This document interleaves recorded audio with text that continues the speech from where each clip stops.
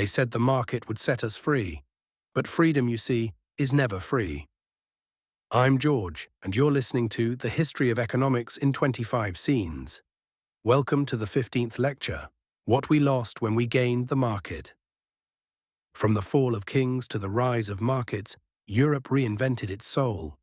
In just a few centuries, the continent's moral imagination shifted from hierarchy to exchange, from obedience to competition, from divine order to market order. Where medieval thinkers spoke of duty and grace, the new economists spoke of labor, value, and productivity. It wasn't merely a change of ideas. It was a change of grammar, the first great rewriting of how society explained itself. The early architects of this language were mercantilists and cameralists, men who saw the state as a merchant and wealth as power. Trade, to them, was a zero-sum game. Every nation's gain was another's loss. Prosperity meant bullion, tariffs, and disciplined subjects, ruled by ledgers rather than laws of grace. But this bureaucratic order soon gave way to a more radical one: liberalism. In the hands of Adam Smith, the state stopped commanding and started coordinating. Freedom, once a rare political privilege, became an economic principle, something measured not in rights, but in prices. You know, it's funny how easily we turned the language of virtue into the language of trade. Then came the second generation, the theorists who tried to measure the invisible. Ricardo drew the labor theory of value like an architect sketching the geometry of production. Malthus, ever the realist, discovered the law of population, reminding humanity that ambition always outpaces nature's patience. And comparative advantage, that tidy phrase, redrew the map of nations into one vast marketplace, a world where cooperation was supposed to grow out of self-interest. Together, these ideas built the syntax of modernity. Wealth replaced birth as the measure of worth. The factory replaced the throne as the center of order. Economics became the new common tongue of progress, translating moral questions into the neutral idiom of efficiency. What had once been a theology of salvation was reborn as a science of accumulation. And Europe, almost without noticing, began to kneel before a new god, the market. Before capitalism changed what people earned, it changed what they could imagine. The passage from feudalism to capitalism wasn't just an economic shift, it was the transformation of the European soul.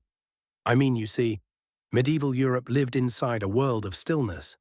Order was inherited, not earned. Wealth was land, immovable, sacred, and sealed by custom.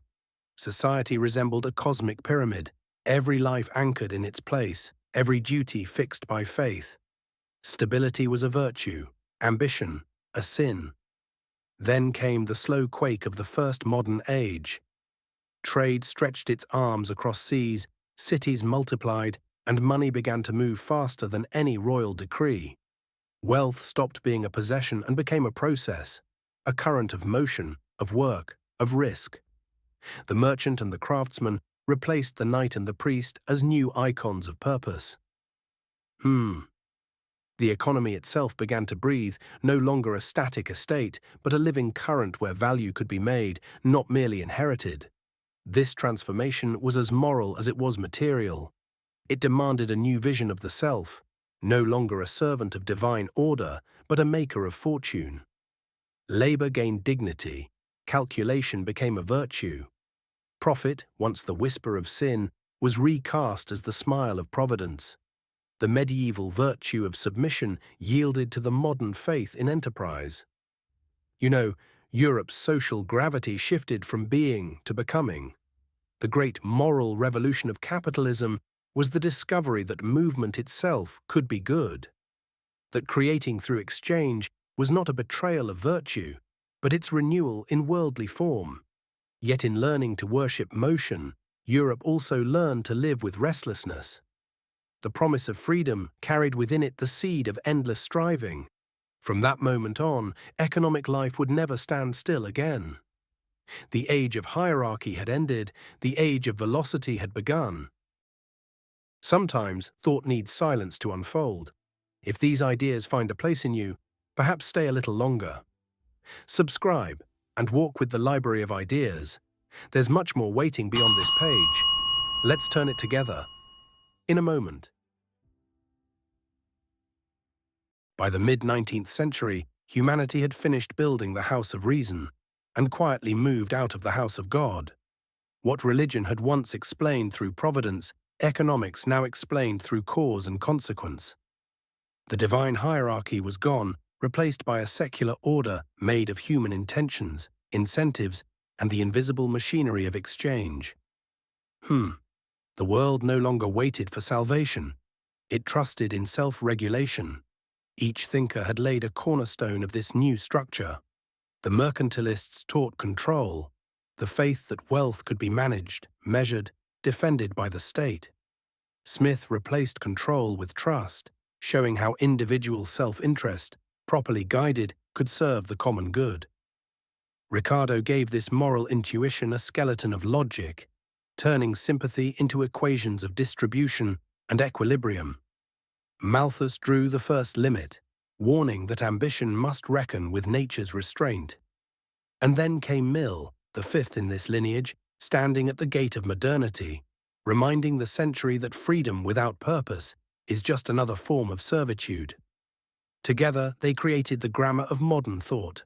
Markets became the new cosmos, prices the new providence. Humanity learned to find in the invisible hand the order it once sought in heaven. You know, that's a bold kind of faith, a theology that no longer needs a deity. Yet even in this triumph of reason, a paradox stirred beneath the surface. In liberating the mind from theology, economics also exiled transcendence. The market promised harmony without God, progress without grace. It was the ultimate act of human confidence, and maybe its most fragile illusion. The architecture of modern thought stood firm, but deep within its foundations, something trembled, a faint echo of conscience, unresolved, waiting to be heard again. Europe's last great conversion didn't happen in a church, it happened in an accountant's ledger. With the rise of modern economics, faith in divine providence quietly yielded to confidence in human calculation. What had once depended on blessing, lineage, or royal favor became a matter of method, discipline, and exchange. The theologians had preached salvation. The economists now preached productivity. Well, the language changed, but the hunger for order and meaning, that never left. For the first time, humanity began to believe that prosperity could arise from individual action rather than decree. The merchant, the entrepreneur, and the worker replaced the priest and the noble as agents of destiny. The invisible hand promised a kind of spontaneous harmony that needed no king to command it. The market became a stage where moral and material fortune could unfold, a new providence, secular and measurable, endlessly creative. This wasn't merely an economic revolution, it was an anthropological one. Man ceased to be a subject in God's grand economy and became the author of his own. To produce, to invest, to compete, these acts became moral, signs of virtue through effort. Labor was sanctified, profit justified, and ambition reborn as civic duty. You know, the saints of this new world didn't pray. They calculated. The altar of wealth replaced the altar of grace, offering a new kind of salvation. Progress. Economists, like theologians before them, promised harmony, though now it was the harmony of self-interest, not of divine will. In this secular imagination, wealth became both the proof of reason's power and the emblem of civilization itself. Humanity no longer prayed for abundance, it forecast it. The age of belief had given birth to the age of balance sheets, and the gospel was written in numbers. Out of the classical age emerged a geometry of tension that still defines the modern world, 3 points of an unending triangle. Individual freedom, market equilibrium, and state control, each indispensable, each restraining the others, each claiming to serve the common good. Together they formed the shape of economic destiny. And within that shape, every later thinker would draw their own lines of compromise. Marx placed justice in collective ownership. Keynes sought harmony in guided stability. Friedman restored liberty by cutting its chains. The classical economists had imagined balance, the self-regulating market, the moral individual, the minimal state. But when theory met history, industrial misery, imperial ambition, financial collapse, that balance cracked. The 19th century ended not in harmony, but in fracture. Freedom produced inequality, order bred oppression, and justice remained an unfinished equation. This triangle became the battlefield of modernity. Liberty drives innovation, yet also concentrates power. Equilibrium promises order, yet hides imbalance beneath its surface. Control protects the weak, but, well, too much of it chokes the very vitality it claims to save. Every attempt to perfect one side distorts the others. And so the modern world learned to live inside the tension, not beyond it. From this restless geometry came the ideological century that followed. Marx chose justice over freedom, Keynes, order over spontaneity, Friedman, freedom over equality. Each was a variation on the same unresolved chord first struck in the age of Ricardo and Mill. The result was the defining paradox of civilization itself, prosperity born from a system that must endlessly restrain and reinvent itself just to survive. The triangle never closes, it vibrates. And in that vibration lies both the brilliance and the torment of the modern imagination, forever chasing the balance between reason and compassion, power and freedom, justice and growth. You've been listening to The History of Economics in 25 Scenes, a series from the Library of Ideas, a project of the Academy and Institute for Scientific and Educational Thought. New episodes appear every Wednesday, tracing how the logic of markets reshaped the logic of morality. And every Saturday we travel through the universal history of civilizations, where ideas live, struggle, and return. Join me next time for episode 16. When the world split to find itself again, we'll see how the modern age, divided by ideology, tried to rediscover the human heart beneath the machinery of its own making. Until then, keep thinking, keep questioning.